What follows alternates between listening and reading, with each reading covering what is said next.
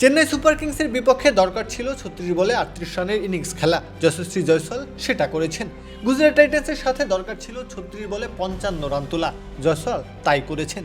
টি-20তে কি ধারাবাহিকতা বজায় রাখা যায়? এই প্রশ্নের উত্তর ইতিবাচক তখনই হয় যখন নামটা যশস্বী জয়সওয়াল। ইন্ডিয়ান প্রিমিয়ার লিগের প্রতিটি আসর যেন তার ব্যাটের মূর্ছনায় মুখরিত হওয়ার জন্য মুখিয়ে থাকে। জয়সওয়াল রানের ফোয়ারা ছুটিয়ে দেন গোটা আইপিএল জুড়ে। কখনো খুনে মেজাজ, চোখ থেকে ঠিকরে বের হয় আগ্রাসনের ফুলকি, আবার কখনো তার ব্যাট হয়ে যায় শান্ত নদী, চুপিসারে রানের ঢেউ আশ্রে পড়ে। 2023 থেকে 2025 এই 3 আসরে জয়সওয়ালের সর্বনিম্ন রান 435। জয়সওয়াল যেন পরিণত হয়েছেন রান মেশিনে। সেই ধারাবাহিকতা দেখা গেল এবছরে এসেও। প্রথম ম্যাচে চেন্নাইয়ের বিপক্ষে মাঠে নেমেছিল রাজস্থান। লক্ষ্যটা ছিল মাত্র 128 রানের। বৈভব সূর্যবংশীর ঝড়ের দিনে জয়সওয়াল পালন করেছিলেন নীরব ভূমিকা। আগ্রাসন নয়, বেছে নিয়েছিলেন এক প্রান্ত আগলে রাখার কাজটা। দ্বিতীয় ম্যাচে গুজরাটের বিপক্ষে এবার লক্ষ্য ছুড়ে দেওয়ার দিন। জয়সওয়াল তাই নিজের চরিত্র বদলে ধারণ করলেন আগ্রাসী রূপ।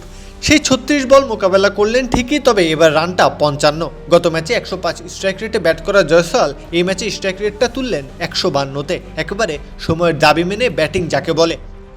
জয়সওয়ালকে নিয়ে নানা কারণেই চর্চা চলে। তার মধ্যে অন্যতম পরিস্থিতি বুঝে ব্যাট করার ক্ষমতা। এই গুণ সবার থাকে না। যারা পেয়েছেন তারা বিশেষ হয়েছেন।